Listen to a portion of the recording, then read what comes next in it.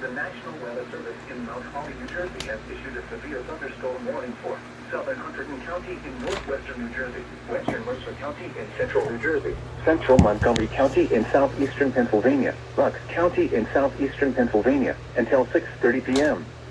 At 5:45 p.m., severe thunderstorms were located along a line extending from near Pleasant Valley to Percy to near Lansdale, moving east at 35 miles per hour. Hazard, 60 miles per hour wind gusts and penny-size hail. Source, radar indicated. Impact, damage to roofs, siding, trees, and power lines is possible.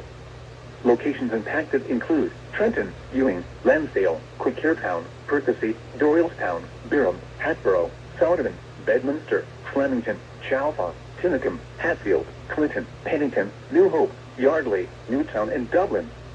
This includes the following highways: northeast extension between mile markers 26 and 32. Interstate 78 in New Jersey between mile markers 16 and 17.